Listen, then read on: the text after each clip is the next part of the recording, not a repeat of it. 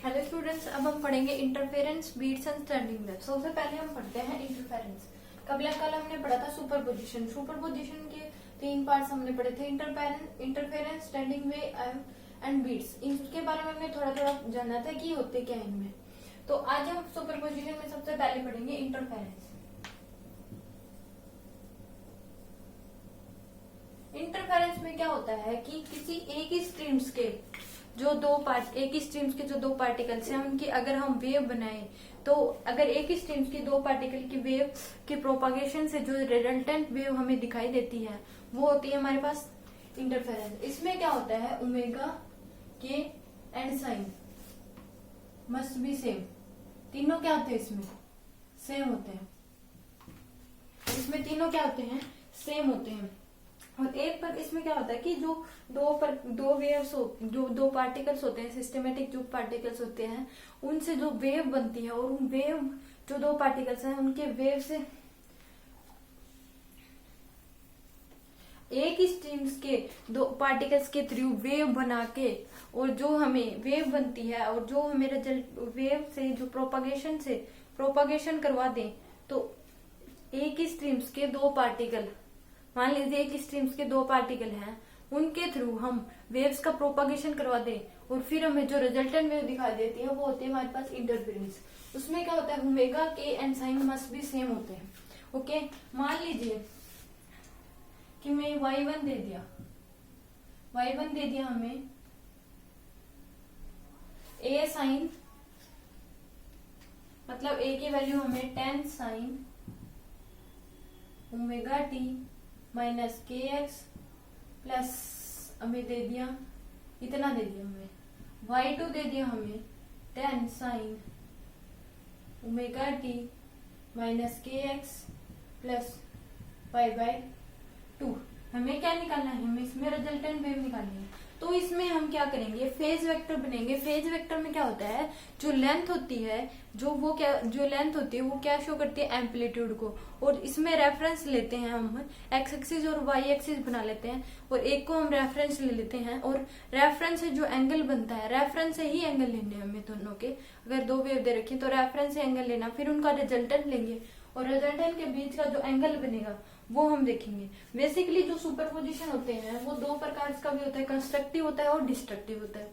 Constructive में क्या होता है कि क्रस्ट से क्रस्ट और ट्रफ से ट्रफ मिलती हैं और उनकी दो वेव्स होती हैं और उनका जो एम्पलीट्यूड होता है दोनों का ए होता है। जो रिजल्टेंट वेव का एम्पलीट्यूड होगा और 2a होगा। और जो डिस्ट्रक्टिव होती है उसमें क्रस्ट से ट्रफ और ट्रफ से क्रस्ट वेव मिलके बनती है, जो आपस में कैंसिल कर देती है और वेव उसमें दिखाई ही नहीं देती, वेव्स उसमें नहीं बनती। तो इसमें जो रिजल्टेंट वेव क्या हो जाएगी हमारे पास, हमने क्या करा, एक्स एक्सिस और दो वाई एक्सिस ड्रॉ कर लिए। इसको हमने क्या मान लिया, रेफरेंस लाइन मान लिया। तो इसमें क्या हमारे पास 0 है हमारा एंगल, तो हमने क्या कर दिया, ये हमने क्या में लगा लिया, एक फेज वेक्टर हमने ड्रॉ कर लिया।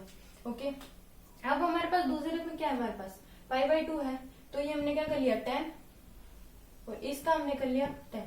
तो दोनों का, इनके बीच का एंगल क्या हो गया हमारे पास 90 डिग्री। तो दोनों का रिजल्टेंट वेक्टर क्या आएगा, बीच में आएगा। और ये क्या आएगा 10√2। जब एंगल 90 डिग्री होता है तो किसी एक को √2 से मल्टीप्लाई कर देते हैं, तो ये हमारा एंगल क्या हो जाएगा 45 डिग्री। तो π/2 हमारे पास क्या आ जाएगा, ये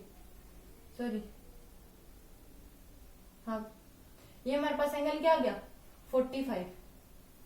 ओके,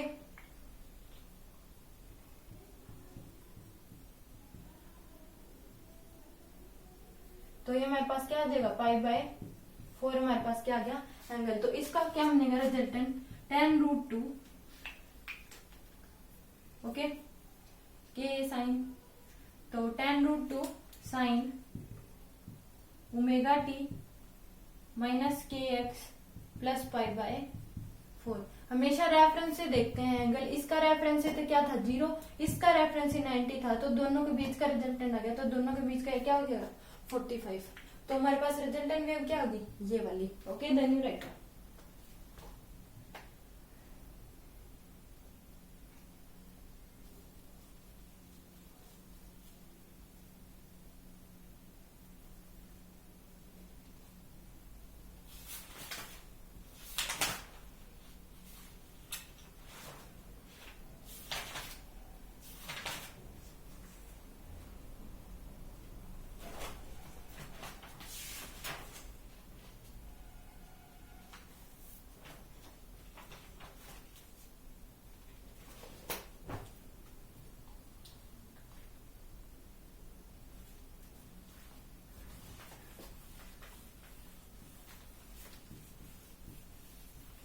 अब हम इसमें एक और एग्जांपल करते हैं। मान लीजिए y1 आपको दे दिया 40 sin 3t minus 6x plus pi by 3 और y2 दे दिया आपको 40 sin 3t minus 6x plus 2 pi by 3। Okay, तो y रिजल्टेंट निकालना है आपको, क्या होगा। तो सबसे पहले हम ड्रॉ कर लेते हैं। ये हमारे पास क्या हो गया, रेफरेंस एक्स एक्सिस और y। अब जो सबसे पहला क्या हमारे पाई बाई 3, तो हमारे पास कितना एंगल है पाई बाई 3 यानी कि 180/3, तो 60 डिग्री। तो हमने क्या कर लिया, ये हमने ड्रॉ कर लिया और कितना है ये 40 और कितना एंगल बनाया इसने 60 डिग्री रेफरेंस के साथ। दूसरा क्या है 2/3 तो 120 डिग्री। मान लीजिए कि वो हमारे पास यहाँ आ गया, ये भी कितना हमारे पास 40, ये 30 है तो ये कितना हो जाएगा 30, तो रेफरेंस से हमारे पास कितना हो गया 60, 120, तो ये पूरा क्या हो गया 120।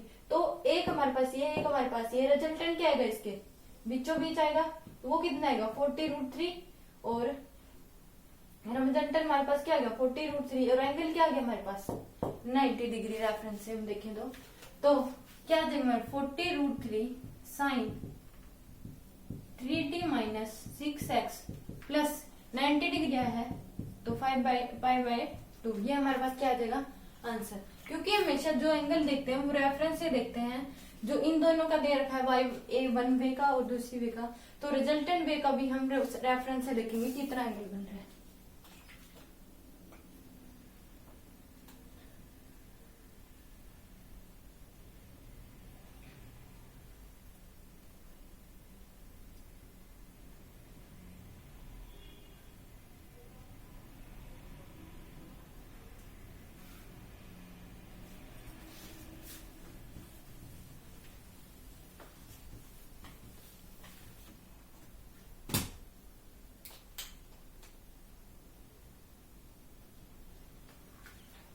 अब देख लो y1 हमें दे दिया 40 साइन 10t माइनस 6x या y2 40 sine 10t minus 6x plus 3 pi. y resultant निकालना है, तो इस केस में क्या होगा कि इसका क्या है 0 और ये क्या है 3 पाई, तो घूम के ही वही आ गया, तो ये भी क्या बन जाएगा यही, तो इसका रिजल्टेंट वेक्टर क्या हो जाएगी 0। रिजल्टेंट वेक्टर क्या होगा इसका, तो इस प्रकार से यहाँ पे अगर हम 2 पाई लिखें क्या हो 2 पाई 0 2 पाई 3 पाई 5 पाई और 7 पाई, तो ये क्या होती है डिस्ट्रक्टिव वेव बनती है इसमें, जिनका रिजल्टेंट क्या होगा 0, डिस्ट्रक्टिव वेव बनेगी। तो 2n माइनस 1 पाई कर लो या 2n प्लस 1 पाई कर लो। इसमें तो आप 2 पाई से शुरू करोगे और इसमें क्या होगा मतलब 1 से शुरू करोगे और इसमें क्या 0 पुट करके आप सोल्व कर सकते हो। Okay, then you write. इसमें हम n की वैल्यू 0 पुट कर सकते हैं और इसमें n की वैल्यू 1 से शुरू करेंगे और जो वैल्यू आएंगी उस केस में अगर वो वैल्यू अगर फेज एंगल दे रखा है तो उस केस में क्या हो जाएगा, जो रिजल्टेंट वेव होगी वो 0 होगी और डिस्ट्रक्टिव वेव्स बनेंगी इसमें। Okay, then you right.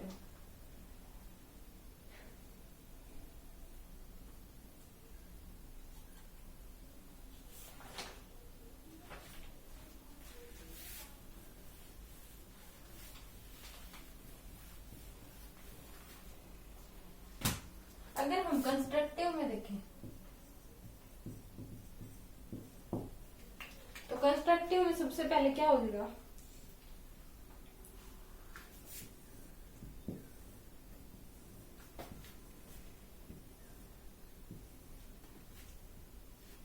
मान लिया हमने यहाँ पे सोर्स वाल ले लिया,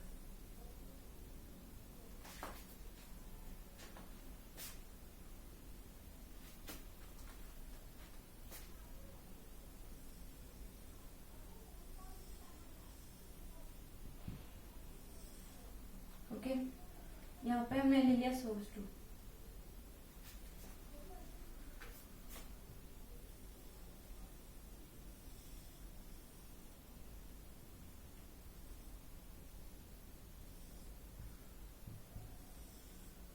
ओके, तो इस केस में क्या हो रहा है कि इसमें क्रस्ट से क्रस्ट और ट्रफ से ट्रफ मिलके ये क्या बना रही है, कंस्ट्रक्टिव वेव बना रही है। तो हमारे पास ये क्या हो जाएगा, पाई, 2 पाई, 3 पाई, 4 पाई, 5 पाई। ओके, तो इस केस में ये भी क्या हो जाएगा हमारे पास, पाई, 2 पाई, 3 पाई, 4 पाई, 5 पाई। ऐसे हमारे पास क्या बनेंगे, ये क्रस्ट से क्रस्ट बनाएंगे, ट्रफ से ट्रफ बनेंगे। इस केस में जो होता है हमारे पास जो फेज डिफरेंस हो जाएगा वो कितने का हो जाएगा, पाई का फेज डिफरेंस हो जाएगा।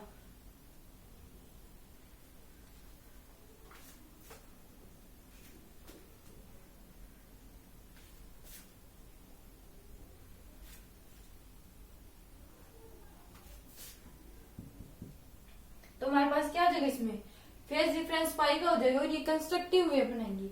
तो इनकी जो रिजल्टेंट वेव बनेगी वो कैसे बन जाएगी, इनकी रिजल्टेंट वेव जो बनेगी वो हमारी कैसे बन जाएगी,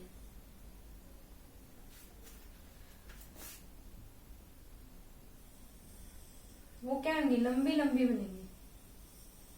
ओके, तो ये हमारी क्या हो जाएगी, रिजल्टेंट वेव हो जाएगी।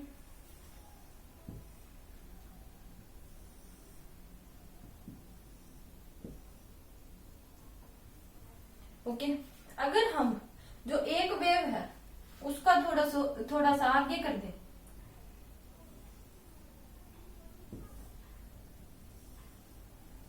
तो इसका जो पाथ डिफरेंस होगा वो क्या हो जाएगा, लैम्डा का पाथ डिफरेंस हो जाएगा इस केस में।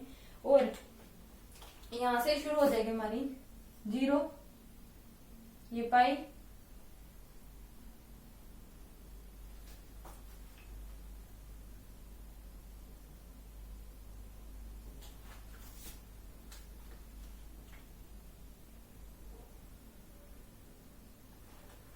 जीरो पाई और 2 पाई, ये 3 पाई बन जाएगा, 4 पाई, 5 और 6 पाई।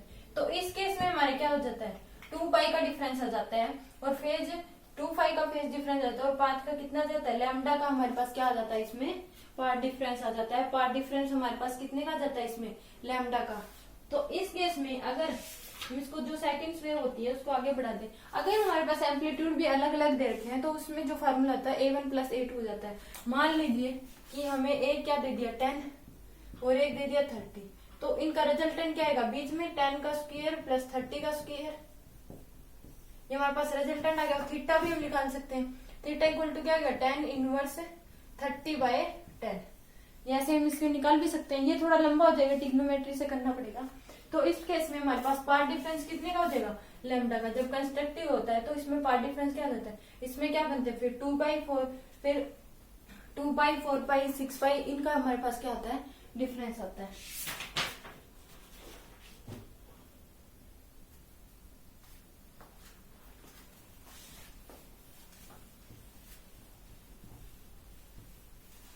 तो हमारे पास अगर कंस्ट्रक्टिव इंटरफेरेंस हो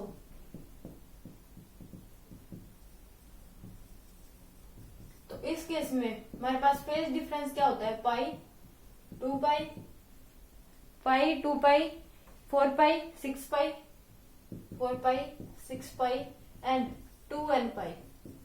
ओके, और हमारे पास फेज डिफरेंस कितना होता है, पार्ट डिफरेंस कितना हो जाएगा, ये फेज डिफरेंस, पार्ट डिफरेंस हमारे पास क्या हो जाएगा, 0, 0, 2, 0 lambda, 2 lambda, 3 lambda and n lambda. Okay, और इस केस में जो हमारी एम्पलीट्यूड का रिजल्टेंट होगा वो कितना हो जाएगा, A1 + A2। ओके, और जो इंटेंसिटी होगी I1 इक्वल टू क्या हो जाएगा हमारे पास, I1 का स्क्वायर प्लस √I2 का स्क्वायर और दोनों का होल स्क्वायर, ये हमारे पास क्या आ जाएगी, I रिजल्टेंट। अगर I1 इक्वल टू I2 कर दे तो उस केस में हमारे पास क्या आ जाएगा, I रिजल्टेंट हमारे क्या आ जाएगा, अगर दोनों को इक्वल कर देंगे हम तो उस केस में क्या आ जाएगा हमारे पास, I का स्क्वायर प्लस I का स्क्वायर इक्वल टू हमारे पास क्या आ जाएगा, 2 √I का स्क्वायर। तो हमारे पास क्या आ जाएगा, 4I। ओके, जब I equal to I1 equal to I2 हो जाएंगे, ये आगे प्रूव हो जाएंगे। तो अगर कंस्ट्रक्टिव इंटरफेरेंस में क्या होता है, phase difference pi, 2 pi, 4 pi, 6 pi and 2n पाई, और पार्ट डिफरेंस होता है 0 lambda, 2 lambda, 3 lambda and n lambda. जो एम्पलीट्यूड का रिजल्टेंट होता है A1 प्लस A2, और इंटेंसिटी का रिजल्टेंट होता है I1 का square under root plus I2 का स्क्वायर अंडर रूट और पूरे का whole square. Okay,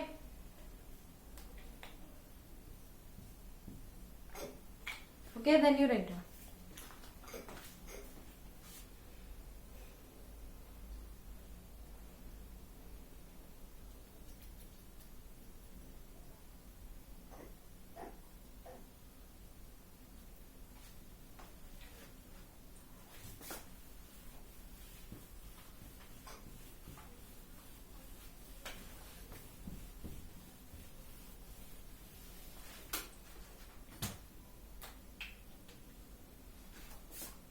destructive interference में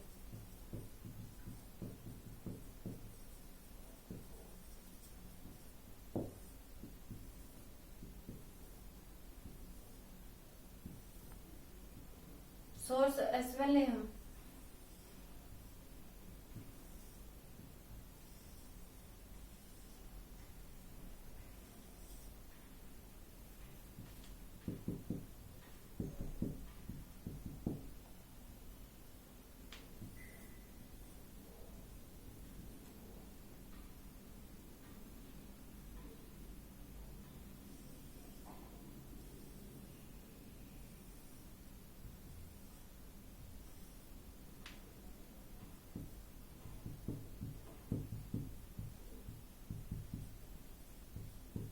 इसमें हमारे पास क्या होता है, पाई का पार्ट डिफरेंस होता है, और जो सॉरी पाई का फेज डिफरेंस होता है, और लैम्डा बाई 2 का हमारे पास क्या होता है, पार्ट डिफरेंस होता है।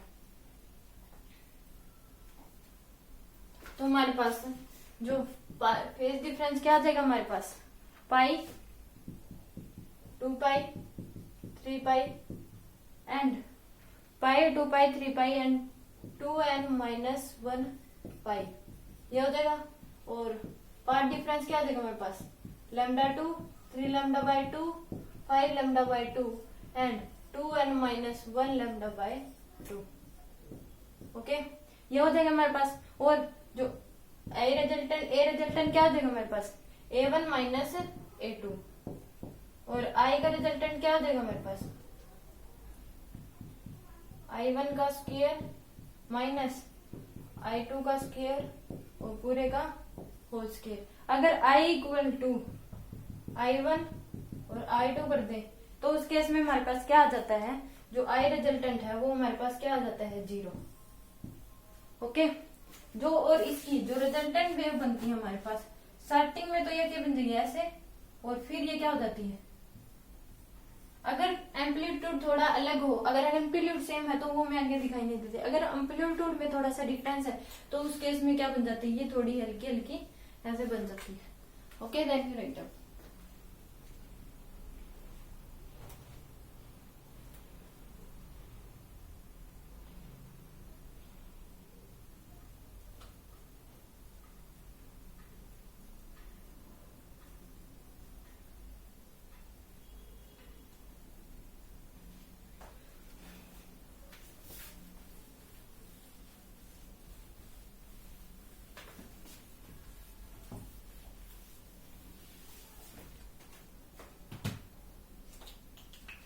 अब आगे हमारे पास आता है intensity.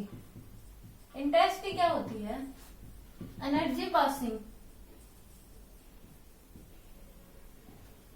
Through a unit area in unit time.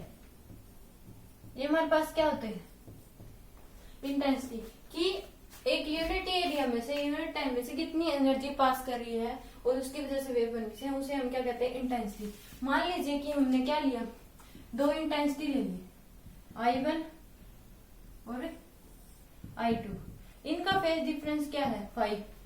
तो हमारे पास फेज डिफरेंस क्या है, 5। तो इस केस में ये क्या होते हैं कि इनका जो निकालने इंटेंसिटी निकालने का वो कंस्ट्रक्टिव डिस्ट्रक्टिव से फॉर्मूला अलग होता है। तो इसका R रिजल्टेंट क्या होता है हमारे पास, I1 प्लस I2 और प्लस 2 कोस 2√I1I2 cos delta five, sorry cos delta five, ये हमारे पास होता है। तो इसमें क्या होता है कि ये जो कोस होता है, कोस डेल्टा फाइव, ये रूट से बाहर होता है। हमेशा ये ध्यान रखना कि आई रिजल्टेंट होगा I1 plus I2 plus 2√I1I2 और कोस डेल्टा फाइव रूट से बाहर। तो अब हमेशा ऐसे ही याद रखना इसको। तो इस केस में अगर कंस्ट्रक्टिव हम माने, कंस्ट्रक्टिव से निकालने, तो फेज डिफरेंस क्या होता है इसमें 0, 2 पाई, 3 पाई, 4 पाई। ओके, तो इस केस में अगर आर रिजल्टिंग हम निकालेंगे तो I1 plus I2 plus 2 into I1I2 कोस डेल्टा फाइव की जगह 90, और 90 क्या होता है 0। तो आर रिजल्टेंट हमारे पास क्या आ जाएगा, पूरे का क्या है,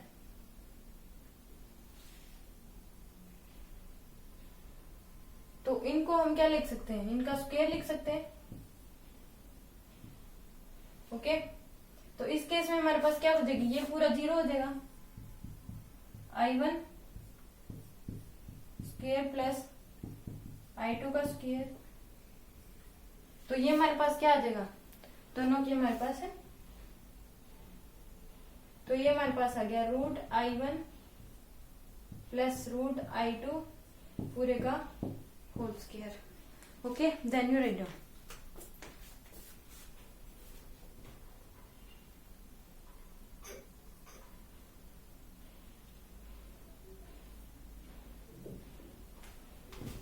जो हमने पीछे वाले में भी कंस्ट्रक्टिव में पढ़ा था, हमारे पास क्या था, यही था।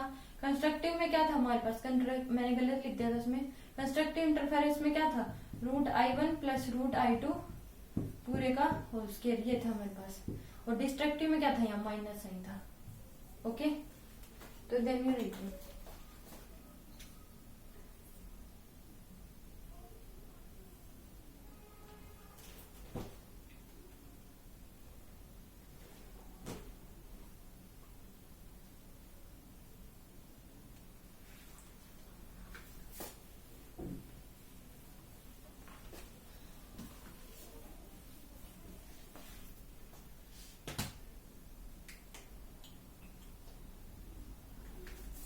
अगर हम डिस्ट्रक्टिव में देखें तो उस केस में क्या हमारे पास 5